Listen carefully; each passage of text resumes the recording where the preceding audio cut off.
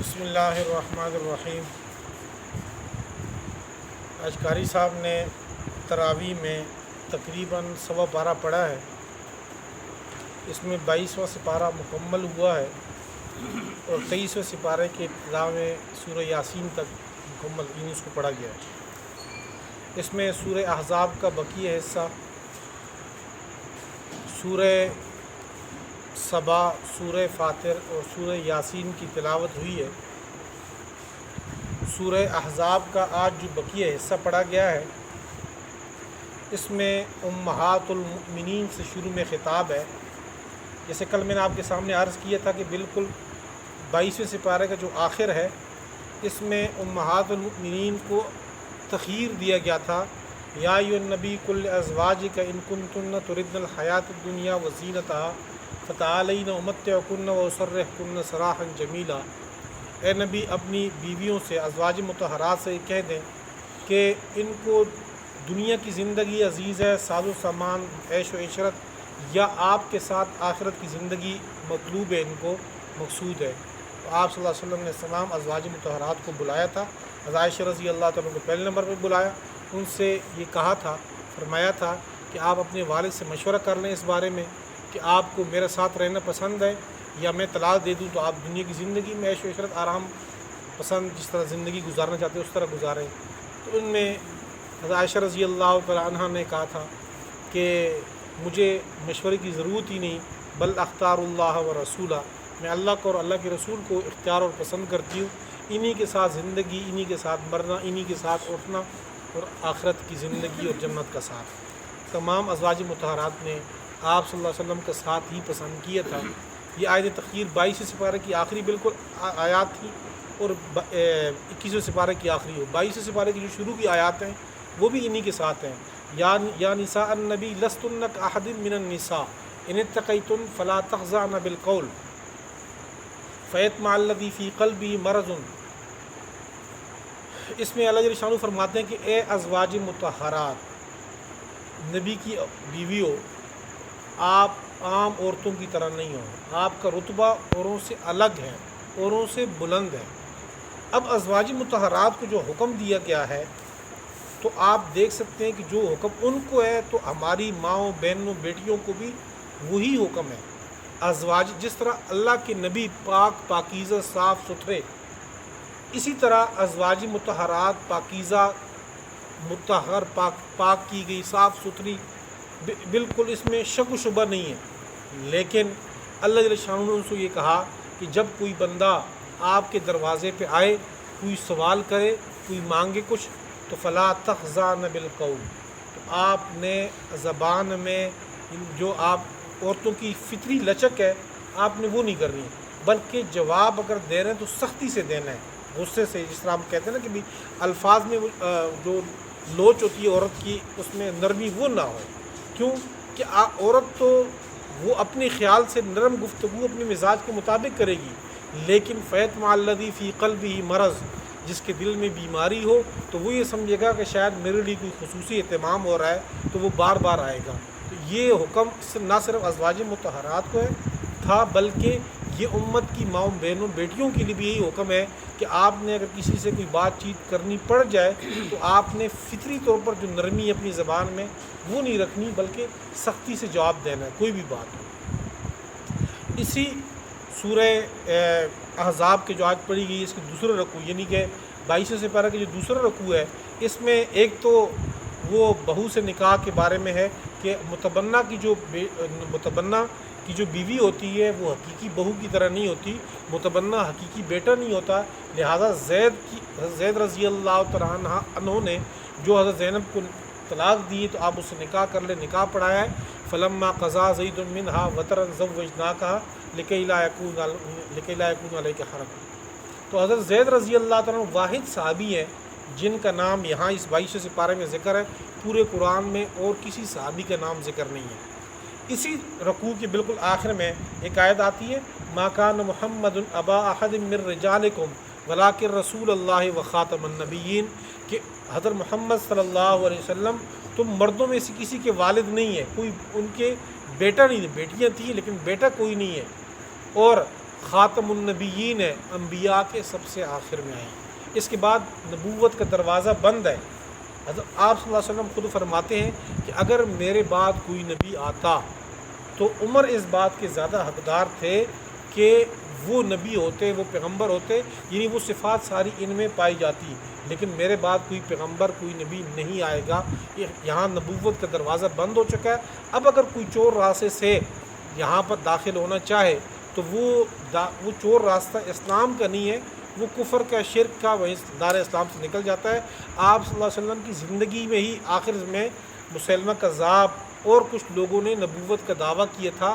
آپ صلی اللہ علیہ وسلم کی وفات کے بعد حضرت ابوبکر صدیق رضی اللہ تعالیٰ عنہ کے دور خلافت میں ان منکرین ختم نبوت کے خلاف باقاعدہ جہاد ہوا ہے، اور بہت بڑا ان میں ان کا جو جنگیں ہوئی ہیں، جس میں صحابہ کی ایک بڑی تعداد شہید بھی ہوئی ہیں۔ اسی سورہ احزاب میں آگے آپ صلی اللہ علیہ وسلم کے آداب کے متعلق ہے۔ عام امت کو کہا گیا، چونکہ اس وقت آپ صحابہ موجود تھے، تو یا ایھا الذین آمنوا لا تدخلوا بیوت النبی الا ان یؤذن لکم الی طعام غیر ناظرین اناہ ولکن اذا دعیتم فادخلوا فاذا طعمتم فانتشروا ولا مستأنسین لحدیث۔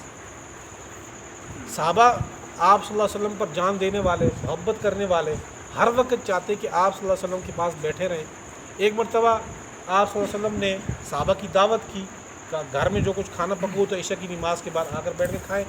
تو کھانے کے بعد صحابہ جو ہے وہ بیٹھے کہ آپ صلی اللہ علیہ وسلم کی چاہت میں گفتگو کرتے جائیں، ہم سنتے جائیں، اور آپ صلی اللہ علیہ وسلم آرام کی غرض سے چاہتے تھے کہ اب یہ اٹھ کے چلے جائیں صحابہ تاکہ میں آرام کر لوں، لیکن فطری جو حیات تھی آپ صلی اللہ علیہ وسلم کی، اس کی وجہ سے آپ صلی اللہ علیہ وسلم نے اپنے صحابہ کو یہ نہیں کہا کہ آپ اٹھ کے چلے جاؤ۔ قرآن پاک کی آیتیں آئی، کہا کہ فَإِذَا طَعِمْتُمْ، اس میں کہ جب آپ کھانا کھا چکو فَانْتَشِرُوا وَلَا مُسْتَأْنِسِينَ لِحَدِيث، بات چیت کے لیے آپ بیٹھو نہیں، اٹھ کے چلے جاؤ۔ إِنَّ ذَلِكُمْ كَانَ يُؤْذِي النَّبِيَّ، یہ چیزیں نبی کو، آپ صلی اللہ علیہ وسلم کو تکلیف دے رہی ہیں، اور وہ شرم، ان کو شرم آتی ہے فطری۔ اللہ جو ہے وہ اس بات سے شرماتا نہیں ہے، آپ اٹھ کے کھانا کھا کے اس کے بعد آپ چلے جائیں۔ اسی کے ساتھ اسی رکوع کے اندر آیت آتی ہے، ان اللہ و ملائکتہ یصلون علی النبی یا ایھا الذین آمنوا صلوا علیہ وسلموا تسلیما، کہ اے ایمان والو، اللہ اور ملائکہ اللہ پر، اپنے پیغمبر پر، اپنے نبی پر درود و سلام بھیجتے ہیں، تو تم لوگ ایمان والے بھی اپنے پیغمبر پر، اپنے نبی پر درود اور سلام بھیجو، یہ لازمی ہے۔ علماء فرماتے ہیں کہ درود شریف ایک مرتبہ پڑھنا پوری زندگی میں یہ بندے پر لازم اور واجب کے درجے میں ہے۔ نیز جب بھی آپ صلی اللہ علیہ وسلم کا نام کہیں پڑھا جائے، سنا جائے، یعنی حضرت محمد صلی اللہ علیہ وسلم کو درود شریف بھیجنا اس پر بھی لازم ہے۔ اور حدیث میں آتا ہے کہ حضرت جبریل امین نے وہ دعا مانگی تھی کہ خاک، یعنی اس بندے پر خاک آلود ہو اس کی، یا اس میں اس بندے پہ لعنت ہو جس بندے کے سامنے آپ کا تذکرہ ہو اور وہ آپ پر درود نہ بھیجے۔ تو آپ صلی اللہ علیہ وسلم نے اس پر آمین کہا تھا۔ تو یہ ہماری کم نصیبی ہے، کم ظرفی ہے کہ آپ صلی اللہ علیہ وسلم کے تذکرے پر ہم درود شریف نہ بھیجیں، بلکہ علماء فرماتے ہیں کہ زندگی میں، یعنی بندہ اپنے ایک معمول رکھ لے تسبیحات کا، دن میں کم از کم 100 مرتبہ درود شریف لازمی بھیجے، کیونکہ جب بندہ ایک مرتبہ درود شریف بھیجتا ہے تو اس کے اوپر 10 رحمتیں ہوتی ہیں۔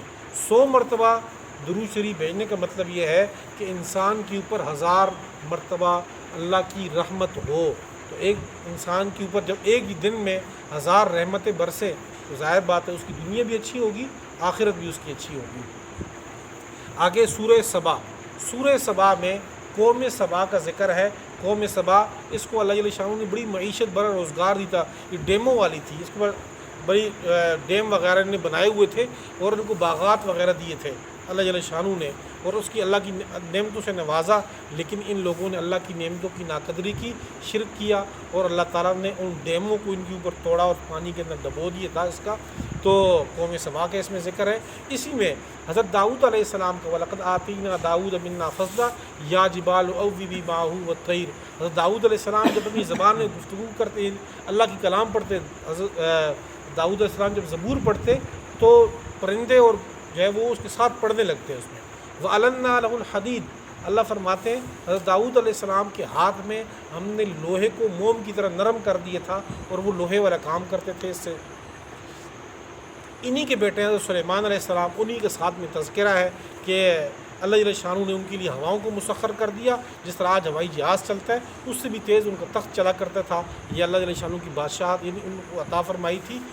اور اسی میں ذکر ہے کہ جنات کو انہوں نے کام پہ لگایا تھا اور مختلف کاموں پہ لگایا تھا. اس وقت جب موت کا وقت آیا تھا ان کا، اس وقت بیت المقدس کی تعمیر کے کام میں لگایا ہوا تھا. فلما قضینا علیہ الموت ما دلهم علی موتی الا دابۃ الارض تاکل من سأتہ فلما خر تبینت الجن ان لو کانوا یعلمون الغیب ما لبثوا فی العذاب المہین.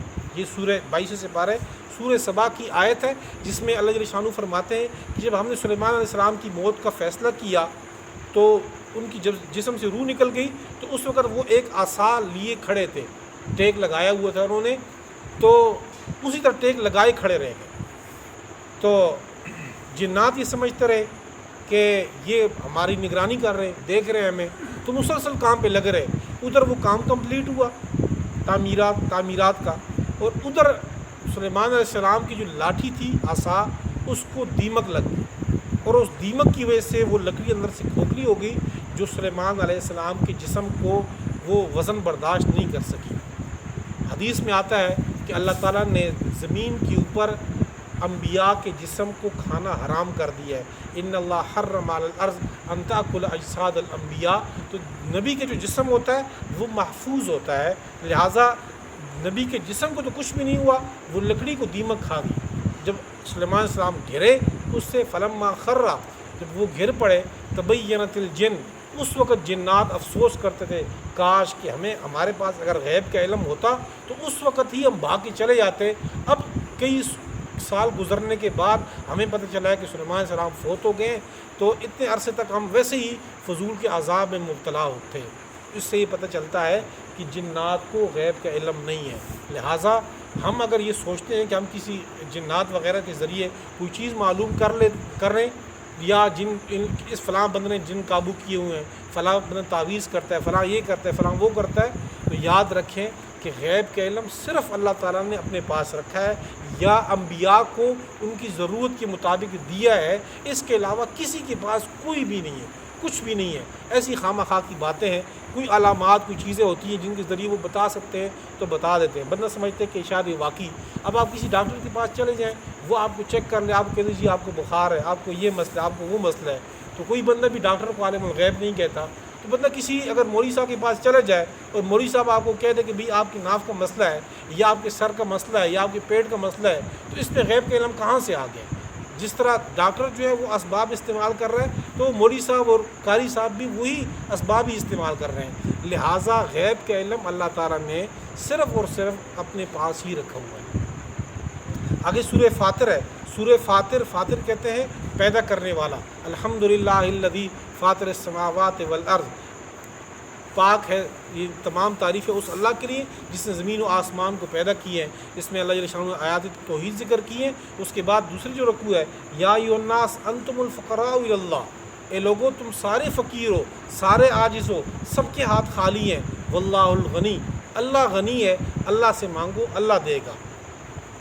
سارے خزانے اللہ کے پاس ہیں. اللہ کہہ رہے مجھ سے مانگو میں دوں گا. اور نیز اسی میں آیا ہوا ہے کہ ولو سمعوا مستجاب لکم ویوم القیامت یکفرون بشرککم ولا ینبئک مثل خبیر. کہ ہم لوگ جو قبر والوں کو پکارتے ہیں، اللہ فرماتے ہیں کہ وہ لوگ تو سنتے ہی نہیں ہیں. قبر والے جو ایک بندہ چلا گیا ہے وہ سنتے نہیں ہیں. اگر بالفرض سن بھی لیتے تو ولو سمعوا مستجاب لکم، وہ تو آپ کو جواب بھی نہیں دے سکتے. ویوم القیامت یکفرون بشرککم، اور یہ جو تم ان کو اپنی حاجات میں بلاتے ہو، کل قیامت میں وہ آپ سے انکار کر دیں گے. ہمیں پتہ ہی کیوں نہیں ہے، خواہ مخواہ ہمارے نام پہ تم لوگوں نے شرک کے اڈے بنا دیے تھے، تو یہ غلط ہے. اور سورہ سبا کے اندر جو نصف یہ 22 سے پارہ جب آدھا ہوتا ہے، یہاں پر آ کے ایک رکوع کے اندر اللہ جل شانہ نے کل قیامت میں جہنمیوں کے دو طبقوں کا آپس میں ذکر کیا ہے، ان کا مکالمہ ذکر کیا ہے. وقال الذین استضعفوا للذین استکبروا انحن صددناکم. اس میں ذکر ہے کہ جو کمزور لوگ ہوں گے، جو دو طبقے، ایک وہ جو وڈیرے سربراہ بڑے وہ گمراہ اور نچلا طبقہ وہ جو گمراہ، دونوں جب جہنم میں ہوں گے تو نچلے والا جو کمزور طبقہ ہوگا، جو ماننے والا ہوگا، تو وہ کہے گا کہ اگر تم لوگ نہ ہوتے، اپنے سرداروں کو کہتے، اپنے بڑوں کو کہتے، اگر تم نہ ہوتے تو ہم ہدایت یافتہ ہوتے۔ تو آگے سے وہ یہ کہیں گے کہ انحن صددناکم عن الہدی بعد اذ جاءکم، کیا ہم نے تمہیں ہاتھ سے پکڑ کے رکھا ہوا تھا؟ ہم تو صرف ایک بات کرتے تھے، کلام کرتے، تقریر کر لیتے تھے، تم ہمارے پیچھے چل پڑتے تھے، واہ واہ کرتے تھے۔ کبھی عقل سے کام لیا آپ لوگوں نے؟ ہم نے تو کبھی تمہیں نہیں روکا۔ تو پھر ان کو ہوش آئے گی کہ یعنی آپس میں ہی وہ مکالمہ کریں گے، جن نے گمراہ کی ہے اور جو گمراہ ہوئے ہیں۔ یہ بغیر بہت ایک رکوع کے اندر بہت تفصیل سے اس کا ذکر ہے۔ سورہ فاطر کے اندر اللہ جل شانہ نے علماء کی 3 طبقے کا ذکر کیا۔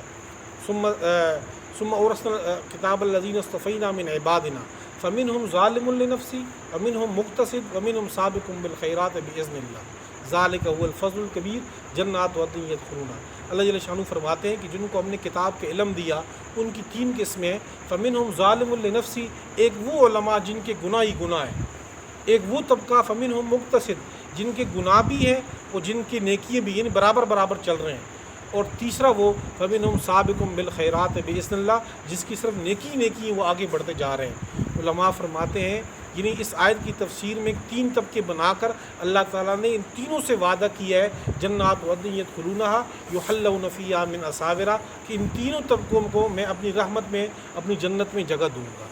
اس لیے ہمیں کسی عالم میں کوئی اگر گناہ یا نظر بھی آئے تو اس میں ہم چشم پوشی کریں کہ اس کا اپنے اللہ کے ساتھ معاملہ ہے، علماء کا معاملہ اللہ کے ساتھ ہے۔ علماء کو خود یہ سمجھنا چاہیے کہ ہمارا معاملہ اللہ کے ساتھ ہے، ہماری تھوڑی سی بھی لغزش ہمارے لیے خود خطرناک ہے، اور علماء اگر پھسل جائیں تو پوری امت نیچے پھسل رہی ہوتی ہے، لیکن امت کو یہ پیغام دیا گیا ہے کہ آپ ان کا احترام کریں۔ آگے سورہ یاسین ہے، سورہ یاسین کے اندر یہ سورہ یاسین وہ صورت ہے جس کو قرآن پاک کا دل کہا گیا ہے۔ روایات میں آتا ہے کہ جو بندہ اس کو صبح سویرے تلاوت کر لے تو اس کے دن کی حاجات کی ذمہ داری اللہ تعالیٰ اپنی ذمے لے لیتے ہیں۔ اس میں بھی توحید کی آیات ہی ہیں ساری تقریباً، اور چوتھے رکوع کے اندر اس میں ونفخ فی الصور فاذا هم من الاجداث الى ربهم ينسلون، جب دوسری مرتبہ سور پھونکا جائے گا تو سارے اپنی قبروں سے اٹھ کھڑے ہوں گے۔ اس آیت میں ذکر ہے اپنے سر کو جھاڑتے ہوئے، قالوا یا ویلنا من بعثنا من مرقدنا، اے افسوس ہمیں کس نے اپنے جگہ سے اٹھایا، ہم تو سکون سے سو رہے تھے۔ قالوا ھذا ما وعد الرحمن وصدق المرسلون، اس وقت وہ کہیں گے کہ ہاں یہ اللہ کا وہ وعدہ تھا، یہ دن کا، یہ اس دن کا وہ پورا ہو گیا۔ اسی میں اللہ جل شانہ فرماتے ہیں شیطان کے متعلق کہ شیطان کی بات آپ نہ مانو، وہ آپ کا کھلا دشمن ہے۔ اللہ سے دعا ہے کہ اس پر عمل کرنے کی توفیق عطا فرمائے۔